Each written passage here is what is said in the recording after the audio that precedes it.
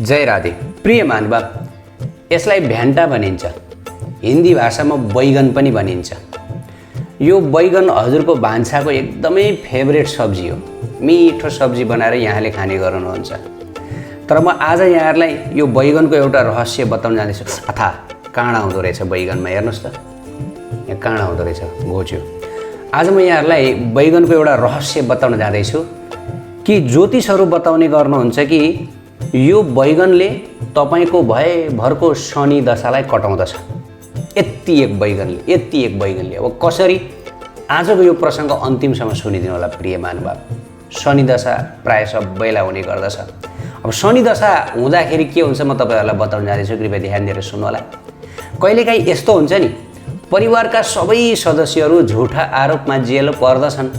सिङ्गो परिवार विरुद्ध दाइजोको मुद्दा दायर हुन्छ, यस्तै काण्डको मुद्दा दायर हुन्छ। हत्या अभियोगमा परिवार नै जेल पर्छन्। सडक दुर्घटनामा पुरै परिवार नराम्ररी घाइते हुन्छन् वा मर्दछन्। घरमा राम्री असल पत्नी हुँदाहुँदै अर्काकी भ्यातली पत्नी, त्यो पनि 3-3वटा बच्चा बच्ची भएकीलाई लिएर लोग्ने मान्छे फरार हुन्छ र पछि आफ्नी असल पत्नीसँग अनाहत डिभोर्स हुन्छ। आदि सम्पत्ति पनि नाश हुन्छ। देवता जस्तो लोग्ने हुँदाहुँदै राक्षस जस्तो अर्काको जड्या बुढासँग सल्किएर जाने पनि हुन्छन्। कुमति आउँदछ, कुविचारले सताइरहन्छ, उल्टो उल्टो काम गर्न मन लाग्छ, अति नै काम भावनाले सताउन थाल्दछ। यदि यस्ता परिस्थितिहरू तपाईको जीवनमा निम्तिरहेका छन् भनेदेखि तपाईहरूले मान्नु होला, तपाईहरूलाई शनिको दशा हुन सक्छ। शनिको दशाले यस्तो गराउँदछ अरे, शनिको दशाले जीवनमा काया पलट ल्याउँदछ। आजसम्म एकदम राम्रो, एकैछिनमा गएर एकदम नराम्रो, आजसम्म एकदम नराम्रो, फेरि एकैछिनमा गएर राम्रो। शनिको दशाले केवल नराम्रो मात्र गर्ने होइन, राम्रो पनि गर्दछ। यदि शनिको राम्रो कसैलाई प्रभाव छ भनेदेखि राजासम्म पनि बन्न सक्छ भनेर शास्त्रहरूमा बताइएको छ। तर मानिसहरू भने शनिदेखि डराउने गर्दछन्। ला ओहो, अब मलाई शनिको दशा लाग्ने भयो भनेर। शनिको दशा सधैँभरि प्रतिकूल हुँदैन, अनुकूल पनि हुन्छ। त्यो बारेमा हामी अरू बेला चर्चा गर्न जाँदैछौँ। त प्रिय महानुभाव, अब यति एउटा बैगनले कसरी शनिको दशालाई पुरै कटाउँदछ अरे, ध्यान दिएर सुन्नु होला। शनिको दशा प्रायलाई हुने गर्दछ। अब एउटा यहाँलाई जानकारी गराउन जाँदैछु कि शनिका वाहन हुन् कौवा, अरू पनि वाहन छन् शनिका। राहुका वाहन हुन् बिरालो। यी दुई ग्रहले गरेर हाम्रो जीवनमा धेरै किसिमको दोषहरू निम्तने गर्दछ भनेर बताइएको छ। त प्रिय महानुभाव, अब ढिला नगरिकन जब आजको प्रसङ्गमा यहाँहरू सबलाई खुसियाली दिने मैले यस्तो कोसेली लिएर आएको छु। भिडियो अन्तिमसम्म हेरिदिनु होला, बिचसम्म हेरेर कमेन्ट नगरिदिनु होला, किनकि यस्तो संवेदनशील भिडियो अन्तिमसम्म हेर्नुपर्ने हुन्छ। जय जय श्री राधे। तर त्योभन्दा अगाडि कृपया हाम्रो यस दिव्य युट्युब च्यानललाई सब्सक्राइब गर्न नभुल्नु होला र साथै यो घन्टी पनि दबाइदिनु होला, ताकि यस्तै अद्भुत भिडियोहरू यहाँहरूले सुरुमै हेर्न पाउनुहुनेछ। प्रिय महानुभाव, शास्त्रमा के बताएको छ भन्दाखेरि मानिसको दुःखको मूल कारण भनेको उसकै कर्म हो, उसकै कर्म, अरूको कर्म होइन। बाहिरबाट यसो हेर्दाखेरि लाग्दछ कि अरूले गरेर मानिसहरूले दुःख पाएका छन्, तर त्यस्तो हुँदैन। मानिसले आफ्नै कर्मका कारण दुःख पाउँदछ, आफ्नै कर्मका कारण सुख पाउँदछ। र मानिसले यस जन्मको कर्म या त अघिल्लो जन्मको कर्म या त अघिल्लो जन्मको कर्मकै कारण सुख दुःख भोग्ने गर्दछ र त्यो भोग्नै पर्छ। कर्म नभोगिकन कट्दैन भनेर शास्त्रमा बताएको छ। त ज्योतिष शास्त्रको कालपुरुष सिद्धान्त अनुसार शनिलाई पितृदोष, कर्म, व्यापार, न्याय, पिता पक्ष, दाजुभाइ, लाभ, मोक्ष, पीडा, रोग, दुर्घटना, दुर्भाग्य र मृत्युको कारक पनि मानिन्छ। शनिको गडबडीका कारण घरमा जनजीवन अस्तव्यस्त हुन जान्छ र परिवार पनि टुक्रिन सक्छ, पति पत्नीको सम्बन्ध पनि टुक्रिन सक्छ। यसले सामाजिक प्रतिष्ठामा पनि आँच पुर्याउँदछ। परिवारको सञ्चित धन पनि सर्वनाश हुन सक्दछ। सदस्यको स्वास्थ्यमा पनि धेरै खर्च हुन सक्दछ। यी सबै हाम्रो पूर्व कर्म अनुसार हामीले प्राप्त गरेको दुःख हो भनेर बुझ्नु होला। अब यहाँहरूको मनमा एउटा जिज्ञासा उठ्न सक्दछ, यदि हामीहरूले जीवनमा जुन सुख दुःख भोग गर्दछौँ त्यो भनेको हाम्रो आफ्नै कर्मको कारण हो भने अब यहाँ शनिको के काम, शनिको के भूमिका? शनिको कारणले गर्दा यस्तो हुन्छ उस्तो हुन्छ भनेर हामी भन्ने गर्दछौँ। त प्रिय महानुभाव, शनिको कसरी यहाँ संलग्नता भयो? जबकि हाम्रो आफ्नै कर्म छ भने हैन? एकदम सही प्रश्न हो नि। अब यसको बारेमा पनि म तपाईँलाई बताउन जान्छु, कृपया अन्तिमसम्म सुनिदिनु होला। के कारणले गर्दाखेरि शनिको कारण हामीलाई प्रभाव पर्दछ। प्रिय महानुभाव, ध्यान दिएर सुन्नु होला। प्रिय महानुभाव, जस्तै हजुरको पिता हुनुहुन्छ नि, पिताको पिता खोज्दै जाने हो भने हामी कहाँसम्म पुग्दछौँ? हामी मनुसम्म पुग्दछौँ। मनुबाटै म्यान आएको हो र मनु भनेको मानव समाजका आदि पिता हुनुहुन्छ। तर मनुका पनि पिता भने श्रीकृष्ण हुनुहुन्छ। यो कुरा हामीहरूले बुझ्नुपर्छ। केवल मानव जातिका मात्रै आदि पिता हुनुहुन्छ मनु, है। त्यही भएर मनुबाटै म्यान आएको अङ्ग्रेजी शब्द। यो अङ्ग्रेजी शब्द म्यान भनेको कसैले बनाएको होइन, हाम्रो संस्कृतबाटै आएको। मनुको बुबाको नाम हो ब्रह्मा, ब्रह्माको बुबाको नाम हो श्रीकृष्ण। ब्रह्मा, विष्णु तथा शिव, प्रकृति आदि सबैका बुबा हुनुहुन्छ श्रीकृष्ण। तर श्रीकृष्णको कोही बुबा हुनुहुन्न।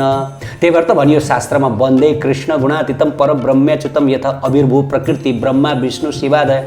ब्रह्मा विष्णु प्रकृति आदि सम्पूर्ण जोबाट उत्पन्न हुनुभयो, म उनै गुणातीत श्रीकृष्णको वन्दना गर्दछु भनेर शास्त्रमा बताइएको छ। श्रीकृष्णको अन्डरमा अनन्त ब्रह्मा, अनन्त विष्णु र अनन्त महादेव सेवा गर्नुहुन्छ। जो ब्रह्मा विष्णु तथा शङ्करको बारेमा तपाईँ हामी सुन्छौँ, प्रत्येक ब्रह्माण्डमा एक एक ब्रह्मा, एक एक विष्णु, एक एक शङ्कर हुनुहुन्छ। प्रत्येक ब्रह्माण्डमा यस्ता ब्रह्माण्ड त कति छन्। जस्तै बोराभित्र कतिवटा चामलका दाना हुन्छन्, त्यस्तै कति छन् ब्रह्माण्डहरू र ती प्रत्येक ब्रह्माण्डमा एक एक ब्रह्मा विष्णु शिव निवास गर्नुहुन्छ। जस्तो कुनै देशमा अनेक प्रदेश हुन्छ, प्रत्येक प्रदेशमा एक एक प्रदेश प्रमुख अर्थात् गभर्नर हुन्छन्, त्यस्तै तर श्रीकृष्ण भनेदेखि सम्पूर्ण ब्रह्माण्डका प्रमुख हुनुहुन्छ। उहाँभन्दा माथि कोही पनि छैन। ब्रह्मा विष्णु महेश सबै श्रीकृष्णको अन्डरमा सेवा गर्नुहुन्छ। एउटा ब्रह्माण्ड त कत्रो छ भनेर वैज्ञानिकहरूले पत्ता लगाउन सकेका छैनन्। ब्रह्माण्ड यति टाढा टाढा छन् कि तिनीहरूबाट पृथ्वीसँग प्रकाश आउनको लागि पनि करोड वर्ष लाग्दछ अरे। यो साइन्टिस्टहरूले भनेको। हेर्नुहोस् त, साइन्टिस्टहरूले एउटा ब्रह्माण्ड त कत्रो छ भने, ब्रह्माण्ड त छोडिदियो, यो पृथ्वीकै रहस्य पुरा पत्ता लगाउन सकेका छैनन् भनेदेखि अब यी अनन्त अनन्त ब्रह्माण्ड, ती अनन्त अनन्त ब्रह्माण्डमध्ये हामी जुन ब्रह्माण्डमा बसिरहेको छौँ यो सबैभन्दा सानो ब्रह्माण्ड भनिएको छ। यो ब्रह्माण्डभन्दा पनि 100 गुणा 1000 गुणा ठुल्ठुला ब्रह्माण्डहरू पनि छन्। प्रिय महानुभाव, विज्ञानका आधारमा एउटा रोचक कुरा म तपाईँहरूलाई बताउन चाहन्छु, ध्यान दिएर सुन्नु होला। विज्ञानका अनुसार एउटा ब्रह्माण्डमा 100 देखि 200 बिलियन ग्यालेक्सी हुन्छन् रे। ग्यालेक्सी भनेको आकाशगङ्गा। हेर्नुहोस् है, विज्ञानका विद्यार्थीहरूलाई थाहा हुन्छ। अर्थात् 2000 करोड ग्यालेक्सी हुन्छन् रे एउटा ब्रह्माण्डमा। ल कल्पना गर्नुहोस् त, एउटा ब्रह्माण्डमै 2000 करोड ग्यालेक्सी हुन्छ भनेदेखि अब यत्रा ब्रह्माण्डमा कति होलान्? एउटा आकाशगङ्गा अर्थात् ग्यालेक्सीमा 2000 करोड ताराहरू हुन्छन्। सूर्य ती ताराहरूमध्येका एक तारा हुन् रे, एक तारा, जसलाई हामीले देखिरहेका छौँ नि सूर्यलाई। ल हेर्नुहोस् त, अब यो ब्रह्माण्डमा कति शक्ति छ, कति तारा, कति ग्रहहरू छन्, त्यसको कुनै हामीहरू अनुमान लगाउन सक्दैनौँ। जबकि 2000 करोड ग्यालेक्सी हुन्छन् रे एउटा ब्रह्माण्डमा, भने पुरा ब्रह्माण्डमा कति होलान्? जगद्गुरु शङ्कराचार्यले पनि के भन्नुभएको छ भन्दाखेरि, ब्रह्माण्डानि बहुनि पङ्कज भवन प्रत्युण्डमद्भुतान्। अर्थात् श्रीकृष्ण यी सम्पूर्ण ब्रह्माण्डका एकमात्र उत्पत्तिकर्ता हुनुहुन्छ। सारा ब्रह्माण्ड श्रीकृष्णबाट नै प्रकट भएका हुन्। त्यसकारणले त भनिन्छ नि, कोटि ब्रह्माण्ड की अधिपति लाल की। यी जति पनि कोटि करोड करोड ब्रह्माण्डहरू छन्, यी सबै ब्रह्माण्डका अधिपति श्रीकृष्ण हुनुहुन्छ, नन्दलाल हुनुहुन्छ। यो त यहाँहरूले बुझिसक्नु भएको छ। श्रीकृष्णको सब कुरा अनन्त छन्, अनन्त छन्। कसैले त्यसको अध्ययन अनुसन्धान पनि गर्नै सक्दैन, पत्ता लगाउनै सक्दैन। अनन्त भनेको जसको सुरुवात र अन्तिम कहाँ छ केही थाहा छैन भने अनन्त भनिन्छ। सुरुवात र अन्तिम कसैलाई थाहा छैन श्रीकृष्णको। हेर्नुहोस् है, श्रीकृष्णको अनन्त धाम छ, अनन्त शक्ति छ, अनन्त जीवहरू छन्, अनन्त लीला छ। त्यही भएर त श्रीकृष्णकै अवतार जो राधाकृष्ण मिलित तनु महाप्रभु हुनुहुन्छ नि, महाप्रभुले के भन्नुभयो चैतन्य चरितामृतमा, कृष्णेर अनन्त शक्ति ताते तीन प्रधान, चित शक्ति माया शक्ति जीव शक्ति नाम। ध्यान दिएर सुन्नु होला, कृष्णका अनन्त शक्ति छन्, ती मध्ये 3 प्रमुख शक्ति हुन् रे। ती के हुन्? एक चित शक्ति, एक माया शक्ति र अर्को 3 नम्बर जीव शक्ति। हेर्नुहोस् है, चित शक्ति, माया शक्ति र जीव शक्ति। र यति मात्र होइन, कृष्णका अन्य पनि शक्ति छन्, जस्तै के अन्तरङ्गा बहिरङ्गा तटस्थ कही हारे, अन्तरङ्गा स्वरूप शक्ति सभारे उपरे। ल हेर्नुहोस् त कति शक्ति कृष्णमा, कति शक्ति। श्रीकृष्णको अर्को पनि शक्ति छ जसलाई स्वरूप शक्ति भनिन्छ। यही स्वरूप शक्तिको प्रधान हो अल्लादिनी शक्ति। अल्लादिनी शक्तिकी जननी हुनुहुन्छ राधा रानी। राधा रानी हेर्नुहोस् है, राधा रानी अल्लादिनी शक्ति, अर्थात् अल्लादिनी भनेको आनन्ददायिनी। जस्तै संसारमा पनि हामी जे पनि आनन्द लिन्छौँ नि, खाँदाखेरि आनन्द, लाउँदाखेरि आनन्द, कुनै पनि कार्य गर्दा आनन्द आउँछ नि, हो त्यो आनन्दको मूल स्रोत भनेको नै राधा रानी हुनुहुँदो रहेछ। त्यही भएर उहाँलाई अल्लादिनी भनिँदो रहेछ। त्यही भएर भनियो चैतन्य चरितामृतमा, ध्यान दिएर सुन्नु होला। अल्लादिनी र सार प्रेम, प्रेम सार भाव, भावेर पराकाष्ठ नाम महाभाव, महाभाव स्वरूपा श्री राधा ठाकुरानी, सर्वगुण खानी कृष्ण कान्ता शिरोमणि। आहा, ल हेर्नुहोस् त, हेर्नुहोस् त, महाप्रभु अगाडि बताउनुहुन्छ अल्लादिनी शक्तिको सार प्रेम हो, प्रेमको सार भाव हो, भावको सार महाभाव हो, महाभाव स्वरूपी राधा रानी हुनुहुन्छ। ल हेर्नुहोस् त, राधा रानी भनेको महाभाव स्वरूपिणी हुनुहुन्छ। राधा रानीको जुन आनन्द छ त्यो आनन्द भनेको सबैभन्दा हाइएस्ट लेभलको, सबैभन्दा टप लेभलको। श्रीकृष्णको आनन्द पनि त्यहाँसम्म छैन रे। ल हेर्नुहोस् है, श्रीकृष्णको आनन्द पनि त्यहाँसम्म छैन। त्यही भएर राधारानीको आनन्दलाई महाभाव लेभलको आनन्द भनिन्छ। अब महाभावमा पनि दुईटा विभाग छ, एउटा मोदनखे महाभाव, अर्को मादनखे महाभाव।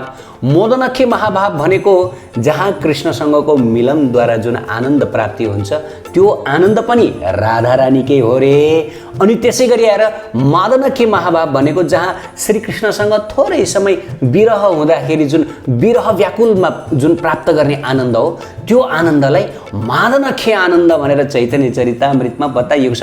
र यी दुवै किसिमका जो आनन्द छ यी आनन्द पनि राधा रानीकै आनन्द हो। त्यसकारणले गर्दाखेरि श्रीकृष्णको पनि राधा रानीको स्तरमा आनन्द छैन, राधा रानी त्यति टप लेभलमा हुनुहुन्छ भनिएको छ। त्यसैले त शास्त्रमा बताइयो अनन्त गुण श्री राधा र पञ्चश प्रधान, जय गुणेर बस है कृष्णे भगवान। राधा रानीका अनन्त गुणहरूमध्ये 25 मात्र मुख्य गुण छन्। यिनै 25 गुणहरूद्वारै श्रीकृष्ण बसमा हुनुहुन्छ। हेर्नुहोस् है, मध्य लीलामा यस प्रकार बतायो। श्रीकृष्णको 64 गुण छ अरे, राधा रानीको केवल 25 गुण छ। तर यो 25 गुणले नै उहाँले श्रीकृष्णलाई पूर्ण बसमा राख्नुभयो। त्यसकारणले गर्दाखेरि त हामी देख्दछौँ श्रीकृष्ण राधा रानीको पुरा बसमा हुनुहुन्छ। तर अन्य जो स्वरूपहरू हुनुहुन्छ जस्तै लक्ष्मी नारायण सीतारामको यदि हामीहरू लीला हेर्ने हो भनेदेखि त्यहाँ हामी के देख्न सक्छौँ भन्दाखेरि लक्ष्मीजी भगवान नारायणको अधीनमा बस्नुभएको छ, माता सीता भगवान रामको अधीनमा बस्नुभएको छ, अनि गौरीजी शङ्कर भगवानको अधीनमा बस्नुभएको छ। शक्तिहरू सधैँभरि शक्तिमानको अधीनमा बस्नुभएको छ। तर राधा कृष्णको लीला बडा विचित्र छ। यहाँ शक्तिको अधीनमा शक्तिमान बस्नुभएको छ। श्रीकृष्ण जो शक्तिमान हुनुहुन्छ उहाँ राधा रानीको अधीनमा बस्नुभएको छ, हो कि होइन? त्यही भएर त हेर्नुहोस् हामीहरू यो तस्बिर देख्ने गर्दछौँ जहाँ श्रीकृष्ण पनि राधा रानीको चरण दबाउनुहुन्छ, चरणलाई आफ्नो शिरमा लगाउनुहुन्छ। मम शिरसि धारम्यहम् भन्नुभएको छ गीत गोविन्दमा, हो कि होइन? हेर्नुहोस् त, लक्ष्मीजी भगवान नारायणको चरण सेवा गर्नुहुन्छ। हामीले लक्ष्मीजीलाई सधैँभरि भगवान नारायणको चरणमा वास गर्नुभएको देख्दछौँ। तर श्रीकृष्ण भने सधैँभरि राधा रानीको चरणमा वास गर्नुहुन्छ। बडा विचित्र होइन त? यो हो वृन्दावन धामको भाव। वृन्दावन धाममा मात्रै यो हुन्छ, अन्यत्र काहीँ हुँदैन। वृन्दावनमा जो परिपूर्णतम साक्षात् भगवान हुनुहुन्छ उहाँ आफ्नी प्रिया अर्थात् आफ्नी शक्ति राधा रानीको अधीनमा हुनुहुन्छ, पुरा अधीनमा हुनुहुन्छ, पुरा अधीन, पुरा उहाँको चरणलाई आफ्नो शिरमा धारण गर्नुहुन्छ। यो अन्यत्र कहीँ पनि छैन। त्यसकारणले त राधा कृष्णको यो अत्यन्त दुर्लभ, अत्यन्त गोप्य मानिन्छ भक्ति। त प्रिय मानव, वेदमा के बताइएको छ भन्दाखेरि ययम राधा यस्य कृष्ण रसाब्धर देहश्चकः, अर्थात् राधा र कृष्ण एउटै हुनुहुन्छ, फरक हुनुहुन्न। राधा पनि कृष्ण हुनुहुन्छ, कृष्ण पनि राधा हुनुहुन्छ। अब राधा रानी पनि कृष्ण बन्न सक्नुहुन्छ, कृष्ण पनि राधा बन्न सक्नुहुन्छ, हैन? तर रसशोधनको लागि भनेर मात्रै उहाँ दुईटा बन्नुभएको, नत्र उहाँहरू एउटै हुनुहुन्छ। केवल दुईटा बन्नुभएको भनेर यो वेद वाक्य रहेको छ। त्यसकारणले गर्दा वेदमा एउटा वाक्य बताइएको छ कि आनन्दमयो अभ्यासात् आनन्दम होयो लब्धानन्दी भवति। अब हामी जीवात्माहरूको कर्तव्य के हो भन्दाखेरि संसारमा आनन्द छैन, सुख छैन, संसारमा केवल कर्मजाल मात्रै छ। त्यसकारणले गर्दाखेरि अब हामी पनि राधा कृष्णको यो अनन्त आनन्दमा शरीक हुनु पर्दछ, तब हामी पनि त्यो अनन्त आनन्दबाट आनन्दित हुन पुग्दछौँ। संसारमा आनन्द छैन, त्यहाँ अनन्त आनन्द छ। किन भन्दा अघि नै हामीले कुरा गऱ्यौँ नि, राधा कृष्णमा अनन्त शक्ति छ, अनन्त शक्ति, अनन्त आनन्द पनि छ, हैन। यहाँ त केवल एक थोपा पनि आनन्द छैन। त्यही भएर त भनियो श्रुति वाक्यमा ब्रह्मानन्दो भवित यश्चेत परार्ध गुणीकृत नैति भक्ति सुखाम बोधे परमाणु तुलाम अपि। हेर्नुहोस् कि राधा कृष्णको चरण सेवाद्वारा जुन आनन्द प्राप्त हुन्छ नि, त्यो आनन्द भनेको ब्रह्म प्राप्ति अर्थात् ब्रह्मानन्दको आनन्दभन्दा पनि करोडौँ गुणा ज्यादा हुन्छ अरे भनिएको छ। हेर्नुहोस् है, ब्रह्मानन्द आनन्द त कण समान लाग्छ अरे, परमाणु तुलामपि रे, राधा कृष्णको चरण सेवाबाट प्राप्त गर्ने आनन्द। त्यसैले वेद वाक्यलाई हामीहरूले स्मरण गरौँ कि जीवहरूले त्यो अनन्त आनन्दमा शरीक भएर नै वास्तविक आनन्द प्राप्त गर्दछ।